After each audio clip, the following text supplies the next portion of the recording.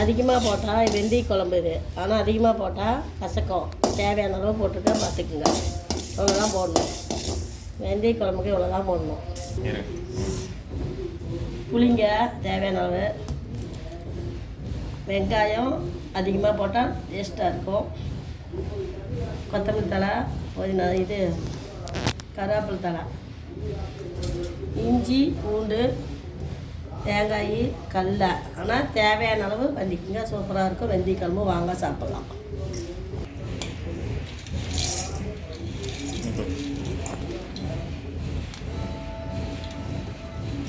சொல்லு. இஞ்சி, பூண்டு, கடலை, தேங்காய் போட்டு அரைக்கிறேன். பார்த்துக்குங்க. பாருங்கள் சரிங்க. கடுகு தேவை.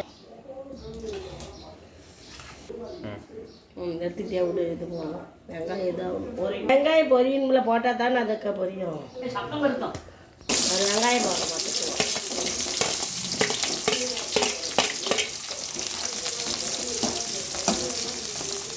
கருவேப்பிலை, கொத்தமல்லி தழை.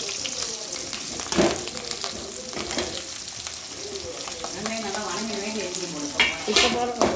நுணுக்கி தான் போடணும். அப்படியே போட்டால் நல்லா வாசம் வராது. இப்போ இதில் மிளகாத்தூள்,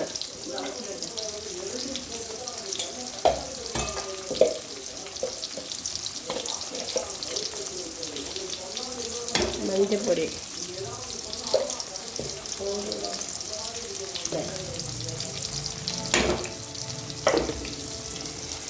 மிளகாத்தூள், மஞ்சத்தூள் வச்சா அளவு புளி, தேவையான அளவு புளி வைப்போம்.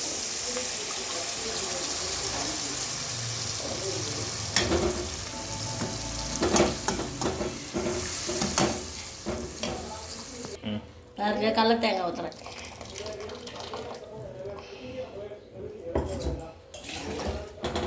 அப்படியே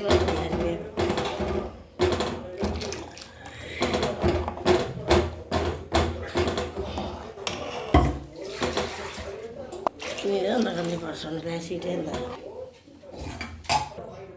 இங்கே தேவையான அளவு போட்டுக்கலாம். தண்ணி அளவு ஊற்றிக்கலாம். இதுதான் குழம்பு ரெடி. இது போடுறது இன்னும் வந்து என்ன தூள் போட்டால் சரியாக போச்சு. நாங்கள் வெந்தய தூள் போடுறேன். இப்போ வெந்தய குழம்பு ரெடி.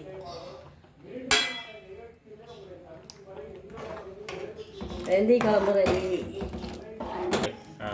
இது ஒரு 1/2 மணி நேரம் வந்தால் ரெடி குழம்பு. சாப்பாட்டுக்கு தான்.